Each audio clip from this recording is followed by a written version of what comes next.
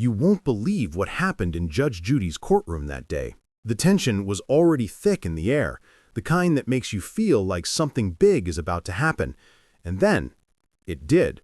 Because in the middle of a heated case, right when the courtroom was holding its breath for what Judge Judy would say next, the defendant, a woman everyone was already whispering about as Karen, suddenly stood up. With a huff, with that look people wear when they think the rules don't apply to them, she turned to leave. Just like that. As if this was her living room, not a courtroom. As if the law itself could be walked away from. The murmurs started instantly. Did she really just do that? Was she actually walking out before the judge even spoke? Friends, you could feel the shock ripple through every corner of that room. And then, it did.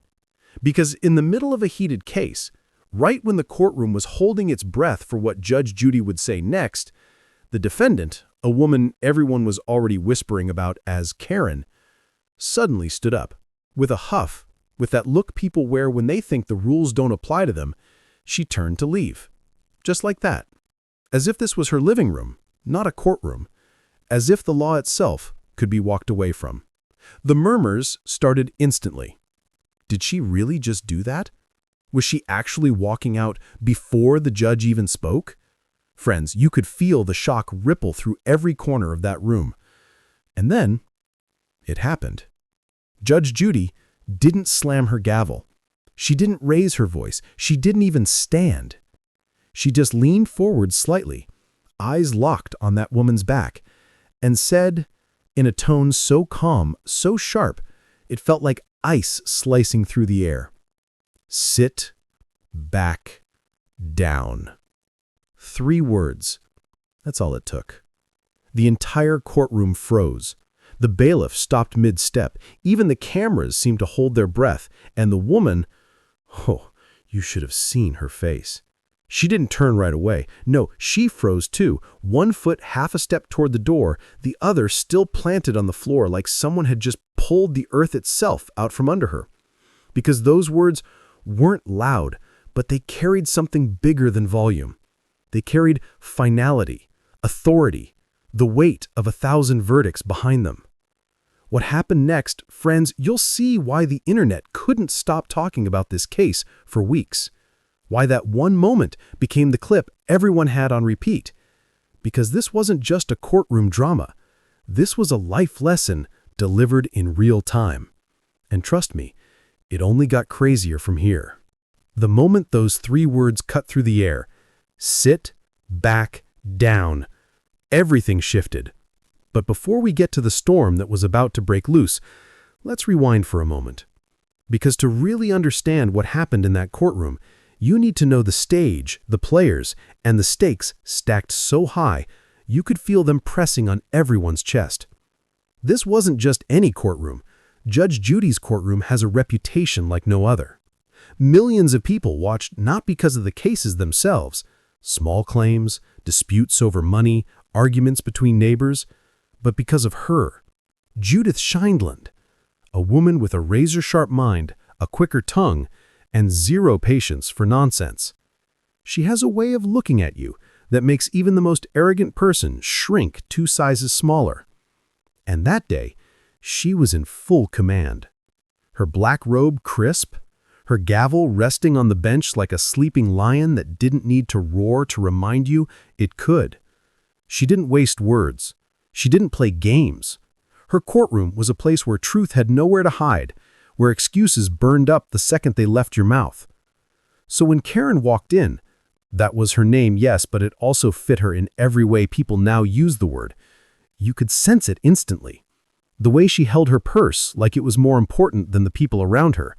The way her eyes scanned the courtroom, not with nerves or humility like most people, but like a shopper inspecting a store she might write a bad review about.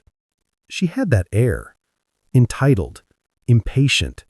The kind of person who sighs loudly in lines so everyone knows her time is more valuable than theirs. From the start, she acted like this whole thing was beneath her. A silly misunderstanding, she called it. She rolled her eyes when the plaintiff spoke. She smirked when the clerk read out the claim. You know the type, the kind of smirk that says, "None of this can touch me." But it wasn't just her attitude, it was what was at stake. This case wasn't about a simple $50 argument over a broken lawnmower or a dented car door. No, this was about something bigger. Thousands of dollars. A contract she had signed but was now claiming she never really agreed to. A paper trail the plaintiff insisted was airtight, while Karen waved her manicured hands like facts were just optional. And Judge Judy watched, silent, studying her. Friends, if you've ever seen a storm gathering over the horizon, that eerie stillness before lightning cracks open the sky, you know what it felt like in that courtroom. Every time Karen interrupted, every time she shrugged off responsibility, every time she muttered under her breath while the other side spoke, Judge Judy's eyes sharpened just a little more. Because here's the thing about Judge Judy. She can smell arrogance like a wolf smells fear.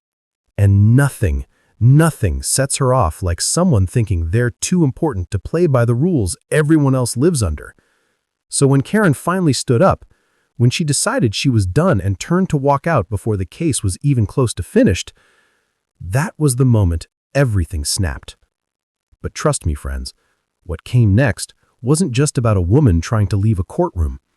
It was about something bigger: pride, consequences, the cold, hard wall people crash into when they think they're untouchable and find out they're not.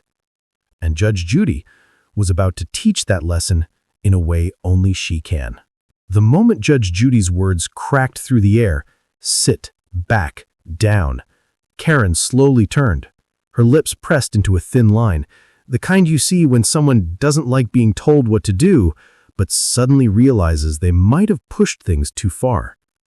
For a split second, the room was frozen in that awkward silence where everyone's waiting to see what comes next. Would Karen apologize? Would she sit? Or would this turn into one of those viral courtroom meltdowns that people watch 100 times on repeat? Karen finally sat, but not gently. She dropped into her chair like she was doing the whole world a favor. Arms crossed, chin lifted, that look on her face that said, "Fine, but this isn't over." And Judge Judy saw it all. She always does. The plaintiff, a man named David, stood quietly at his podium, papers in hand. You could see the exhaustion on his face, the way someone looks when they've been dealing with a problem way longer than they should have. David had sued Karen for breach of contract. According to him, Karen had agreed to pay for an entire renovation project on her property, thousands of dollars worth of work, signed the paperwork, even approved the plans. But when the job was done, when the workers had packed up and left, she refused to pay a single dime. "I didn't agree to that price," she said earlier, waving her hand like she was shooing away a fly. David had tried to explain that her signature was on every page, that he had text messages confirming she approved the final numbers, that he had even given her extra time before filing the lawsuit, hoping she'd do the right thing. But Karen wasn't budging. "I thought it was just an estimate," she snapped, eyes darting to the cameras like she was the victim here. "People change prices all the time. Why should I have to pay when it wasn't what I wanted?" And Judge Judy leaned back in her chair, expression unreadable. That was the thing about her. She didn't need to raise her voice to let you know trouble was coming. She let Karen talk. She let her dig the hole deeper. And then the bombshell dropped. David shuffled through his stack of papers and pulled out something new. "Your Honor," he said carefully, "I have here a signed change order. It's dated 2 weeks after the original contract. It includes every price adjustment she requested. And here," he held up a printed screenshot, "are the emails where she approved them." Karen stiffened, because everyone could see what was in his hand. Not just numbers, not just signatures, her own words agreeing to the costs, clear as day. The courtroom shifted, that subtle energy change when people realized the story might not be what they thought. Karen tried to recover. "Those emails were confusing," she muttered. "I didn't understand what I was signing." But Judge Judy wasn't buying it. Ma'am, are you telling me that you signed multiple documents involving thousands of dollars and you didn't bother to read them? Karen opened her mouth, then closed it again. Friends, it was the first crack in her armor. The audience leaned forward. The camera zoomed in. You could feel the tension rising, thick enough to choke on. Because here's the thing nobody expected. David wasn't some slick contractor trying to outsmart her. He wasn't cold or angry. He was tired. Tired of chasing money that was rightfully his. Tired of watching someone twist the truth. Tired of being treated like his work, his time, his life didn't matter. And Judge Judy saw that too. She turned back to Karen. "Miss Karen," she said slowly, "do you know what happens in my courtroom when someone wastes my time?"